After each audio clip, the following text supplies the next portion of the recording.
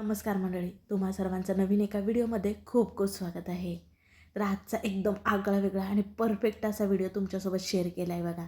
ते म्हणजे घरच्या घरी ब्रेड कसे बनवायचे. आणि अगदी हे ब्रेड ना 20 ते 30 रुपयामध्ये बनवून तयार होतात बघा. अगदी एकदा तुम्ही घरी बनवलात ना तर मार्केटमधनं कधीच विकत आणणार नाही. टेक्स्चर बघितला का, आतून जाडी बघा आणि सॉफ्ट बघा किती झालेला आहे. त्याचबरोबर चहामध्ये बुडवल्याबरोबर बघा अगदी मस्त चहा आपला शोषून घेतोय. इतका भारी हा ब्रेड झालेला आहे. आणि हा ब्रेड का नाही आपण गव्हाच्या पिठापासून केलेला आहे बघा. चला तर मग ही नेमकी कशी रेसिपी आहे ब्रेडची वेळ न करता आजच्या वेळेला सुरुवात करूया. सुरुवातीला बघा सर्व साहित्य तुम्हाला अचूक प्रमाणात सांगणार आहे, म्हणजे तुमचे कसे ब्रेड बिलकुल चुकायला नको. एक बाउल घेतला आहे, त्याच्यामध्ये ना अर्धा कप इतकं पाणी घेतलेलं आहे साधंच. त्याच्यामध्ये ना 4 टेबलस्पून्स इतके साखर घातलेली आहे. आता ह्याच्यामध्ये घालायचं आहे आपल्याला ड्राय इस्ट 2 टेबलस्पून्स इतकं घेतलेलं आहे. पाण्याच्या ऐवजी तुम्ही दुधाचा वापर केलात ना तरीसुद्धा चालेल. आणि अगदी हे डायरेक्ट मिश्रण तुम्ही गव्हाच्या पिठामध्ये घालून केला तरीसुद्धा चालेल. पण आपल्याला हे जे ईस्ट आहे ते ॲक्टिव्ह आहे का नाही पाहण्यासाठी ना आपल्याला हे असं पाण्यामध्ये भिजत ठेवायचं आहे 10 मिनटासाठी. आता हे जरा मिसळून घेतलं आणि 10 मिनटं असंच ठेवलं बघा. 10 मिनटात बघा छान प्रकारे हे फुलून वर आलेलं आहे ईस्ट आपलं. आणि छान खाल्ल्या बाजूला ना जाळीदार असं झालेलं आहे. तुम्हाला तितकं दाखवणं शक्य होत नाही, पण खाल्ल्या बाजूने झालेलं आहे बघा. मग आता पुढे काय करायचं आपल्याला चला पाहूयात. तर इथं मोठी एक परात घ्यायची आणि त्याच्यामध्ये घ्यायचं आहे गव्हाचं पीठ. 2 कप इतकं गव्हाचं पीठ घेतलेलं आहे. गव्हाच्या पिठाच्या ऐवजी तुम्ही मैद्याचा वापर करू शकता. शिवाय 1 कप गव्हाचं पीठ 1 कप मैदा वापरू शकता. पण हे आपण ब्रेड मुलांसाठी करत आहोत की नाही, त्याच्यामुळे इथं मी गव्हाच्या पिठाचा वापर केला आहे. गव्हाचं पीठ आपल्या घरामध्ये असतं बघा. त्याच्यामध्ये चवीनुसार मीठ घातलेलं आहे. आता आपण ईस्ट जे होतं ना ते घालून घेणार आहोत संपूर्ण. मधोमध घालायचं आहे असं. आणि आता छान आपल्याला ह्या गव्हाच्या पिठामध्ये ना मिसळून घ्यायचं आहे बघा हातानेच. चांगलं पिठाला सगळीकडे लागायला हवं असं आपल्याला चोळून घ्यायचं आहे. हल्ली बघा ब्रेड म्हटलं की सगळ्यांनाच आवडतात. आणि आपल्याला कुठलीही नाश्त्याचा प्रकार करायचा हवा तर ब्रेड हा लागतोच. ब्रेडपासून नाश्ता करायचा असेल तर मग मैद्याचा ब्रेड न वापरताना तुम्ही गव्हाच्या पिठाचा असा ब्रेड घरच्या घरी बनवू शकता. तर हे छान प्रकारे मिसळून झालं ना तर थोडं थोडं करून दूध घालायचं आहे. दूध इथं अर्धा कप इतकं घेतलेलं आहे बघा. एकदम नाही घालायचं, थोडं थोडं करून घालूयात. संपूर्ण दूध आपल्याला इथं लागणार आहे, पण थोडं थोडं करून घालूयात. आता बघा सँडविच करायचं झालं किंवा मुलांना आपण ब्रेडला बघा सॉस जॅम लावून देतो. मग मैद्याचे ब्रेड न वापरताना तुम्ही एकदा जर हा व्हिडिओ पाहिलात ना तर नेहमी घरातच हे ब्रेड करणार बरं का. इतके भारी होतात. तुम्हाला थोडीशी मेहनत वाटेल, पण इतकी काही मेहनत नाही बरं का. आणि साहित्यसुद्धा जास्तीचं काही लागत नाही. अगदी 2 ते 3च साहित्य लागतं बरं का. फक्त तुम्हाला ड्राय इस्टच आणायचं आहे. हे तुम्हाला कुठल्याही किराणा मालाच्या दुकानामध्ये सहज मिळून जाईल. अगदी स्वस्तसुद्धा असतं बरं का. बघा जेवढं दूध घेतलं होतं ना तेवढं संपूर्ण घातलेलं आहे. आता मात्र आपल्याला हे पीठ का नाही चांगलं मळून घ्यायचं आहे बघा. हे पीठ का नाही खूप हाताला चिटकतं. थोडंसंच गव्हाचं पीठ इथं भुरभुरून ना पुन्हा छान प्रकारे असं मळून घ्यायचं आहे. गव्हाचं पीठ जास्त वापरायचंच नाही. आता बघा इथं मी तुम्हाला मळून दाखवत आहे. आपण इथं गव्हाच्या पिठाचा वापर केला ना म्हणून जरा जास्तच आपल्याला हे मळावं लागतं बरं का. हाताला हे खूप चिटकतं. मग त्यावेळेस काय करायचं आहे, असं उलथान आपल्या घरामध्ये असतंच ना त्याने असं खरडून घ्यायचं आणि पुन्हा हे मळायचं. जितकं तुम्ही हे पीठ छान मळाल ना तितका तुमचा ब्रेड ना सॉफ्ट अगदी मऊ आणि छान जाळीदार होतं बघा. आता जरा जास्त चिटकतं असं वाटलं की वरून थोडंसं तेल घालून ना पुन्हा आपल्याला हे मर्दून घ्यायचं आहे.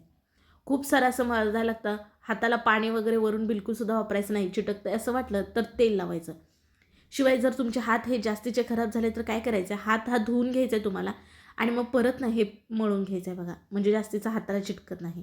आता ही सगळी प्रोसेस ना तुम्ही किचन ओट्यावरती सुद्धा करू शकता.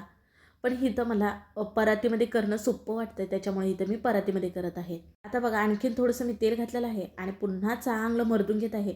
आणि त्याला असं आपटूनसुद्धा मदत घ्यायचं आहे बघा. जितकं तुम्ही पीठ छान मळाल तितका तुमचा ब्रेडचा रिझल्टसुद्धा छान येणार आहे बघा. अगदी जवळजवळ नाही तर 8 ते 9 मिनटं इतकं इथं मी मर्दून घेतलेलं आहे बघा. आणि जे चिटकते असं वाटलं ते उलतानाने काढून घेतलेलं आहे. आणि बघा आता छान चिकनं असं गोळा होसपर्यंत ना मळून घेतलेला आहे. हात इथं मी जरा एकदा स्वच्छ करून घेतला आणि पुन्हा हे मळून घेतलं तेव्हा छान असा याचा गोळा झाला आहे. आता काय करायचं, सगळं आतल्या बाजूला असं दाबून ना छान असा एक बॉल करून घ्यायचा आहे. बघा आता तुम्हाला इथं मी व्हिडिओमध्ये दाखवतेच. आता काय करायचं आहे, आपल्याला एक भांडं घ्यायचं आहे आणि त्याच्यामध्ये हा तयार केलेला जो बॉल आहे ते ठेवायचा आहे. पण खाली तळाला ना थोडंसं तेल लावून घेऊयात, म्हणजे ना हे तळाला चिटकून बसणार नाही म्हणून. जरा तेल असं सगळीकडे पसरून घेऊयात आणि हे टाकून घेऊयात. तेलाच्या ऐवजी तुम्ही तुपाचा किंवा बटरचा वापर करू शकता.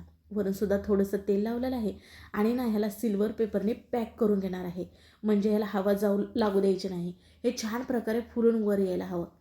आता आपण का नाही हे 1 तासाभरासाठी असंच ठेवणार आहोत. अगदी पाऊण तास ठेवला तरीसुद्धा चालेल. पाऊण तासानंतर किंवा 1 तासानंतर ना छान प्रकारे फुलून हे आपलं भांडं आहे ना ते अगदी भरलेलं असतं बघा. इतकं छान मस्त फुलून वर येतं. तुम्हाला हे फ्रीजमध्ये किंवा गरम ठिकाणी असं कुठेही ठेवायचं नाही. नॉर्मल तुम्हाला साध्या ठिकाणीच आपल्याला किचन ओट्यावरती ठेवला तरीसुद्धा चालेल. आता बघा इथं ब्रेड करण्यासाठी मी हा केक टिन घेतलेला आहे. हा मी मिशोवरूनच मागवलेला आहे. याची लिंक मी डिस्क्रिप्शन बॉक्समध्ये देईलच. त्याच्यामध्ये तेल घालून ना असं सगळीकडं लावून घेतलेलं आहे बघा.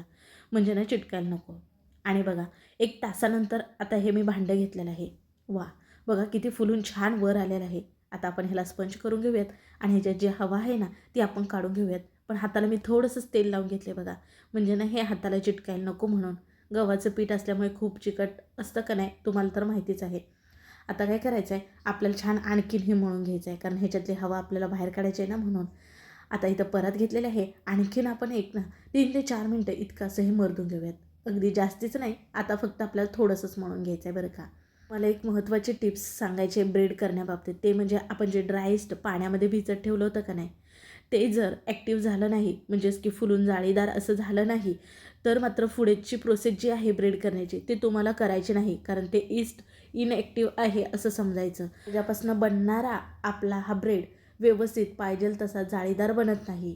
ही पहिली महत्त्वाची टिप्स बरं का. आता बघा इथं छान प्रकारे हे मळून झालेलं आहे. आता काय करायचं आहे आपल्याला माहिती आहे का हे पुन्हा अगोदर जसं केलं तर ना आतल्या बाजूनं असं टॅप करून घेतलं आणि असं हे पसरून घेऊयात. अगदी तुम्ही बेलण्याने थोडंसं लाटून घेतलं तरी चालेल. पण हे पातळ असल्यामुळे का नाही सहजपणे हाताने पसरलं जातं बघा. अगदी हे पीठ ना छान मऊसूत असतं बघा.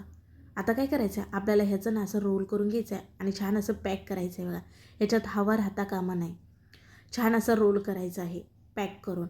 कारण आपण का नाही आता हे केक टीनमध्ये घालणार आहोत. केक टीनमध्ये अगोदरच आपण तेल लावून घेतलं होतं बघा. तर त्याच्यामुळे का नाही असं मी इथं रोल करून घेतलेला आहे. आता हा रोल आपला केक टीनमध्ये बरोबर बसणार आहे. त्या मापाचा इथं मी करून घेतला. अगदी तुमचा केक टीन छोटा असेल तर छोटा हा रोल करून घेतला तरी चालेल. आता आपल्याला आणखीन एकदा हे फुलण्यासाठी ठेवायचं म्हणजे एकूण 2 वेळाने हे फुलण्यासाठी आपल्याला तसंच ठेवायचं आहे. अगोदर आपण 1 तासभर इतकं ठेवलं होतं आणि आता ह्या केक टीनमध्ये घालून ना पुन्हा ह्याला फॉईल पेपरने आपण पॅक करून 1 तासभर असंच ठेवणार आहोत. म्हणजे छान हे फुलून वर येतं बघा म्हणून. अगदी आता इथं मी फॉईल पेपरचा वापर करते.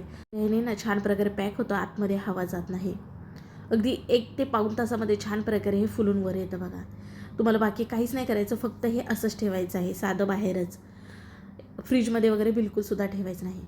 आता 1 तासानंतर इथं मी पाहत आहे. अगदी छान फुलून वर आलं आहे बघा. मस्त फुलण्यासाठी आपण 1 तासभर इतका ह्याला वेळ दिला. आता वरल्या बाजूने ना आपण ह्याला दूध लावून घेऊयात. म्हणजे ब्रेडला ना हलका सोनेरी रंग येतो वरल्या बाजूने आणि वरली बाजूनं कडक होत नाही सॉफ्ट अशी होते. म्हणून इथं हलकंसं दूध लावून घेतलेलं आहे. तर आपल्याला वेळ न वाया घालवता लगेच हा ब्रेड ना बेक करून घ्यायचा आहे. आज हा ब्रेड बेक करण्यासाठी मी कढईचा वापर करत आहे बरे का. तर कढई ना अगोदरच 10 मिनटं गॅसवरती गरम व्हायला ठेवले आणि त्याच्यामध्ये बघा स्टँड ठेवलेला आहे. खाली गॅस हा बारीक होता आणि आता आपल्याला काय करायचं मध्यभागी ना हा केक टीन ठेवून ठेवायचा आहे आणि ह्याच्यावरती घट्ट असं आपल्याला झाकण ठेवायचं आहे. गॅस हा बारीक ठेवायचा आहे आणि आपण ना एक 40 ते 45 मिनिटानंतर पाहणार आहोत बरे का. तुमच्याकडे ओव्हन असेल मग ओव्हनमध्ये बेक करून घेतला ना तर अतिउत्तम. कमी वेळ लागेल बरे का. बाकी रिझल्ट सेमच येतो. आता इथं ना मी 45 मिनिटानंतर पाहत आहे. आता मध्यभागी सुरी घातली. सुरी बघा क्लीन आली. म्हणजे हा केक बेक झाला आहे समजायचं. खाली गॅस बंद करून ना हा केक टीन आपण बाहेर काढून घेऊया. वेळेच्या बाबतीत सांगितलं ना तुम्हाला वेळ जरा कमी अधिक लागू शकतो बरं का. कारण ह्या केक टीनच्या खाली जी कढई वापरली ना ती मी मोठी आणि जाड बुडाची वापरली. त्यामुळे जरा मला वेळ अधिक लागला. तुमची जर कढई पातळ असेल तर मात्र वेळ कमी लागू शकतो बरं का.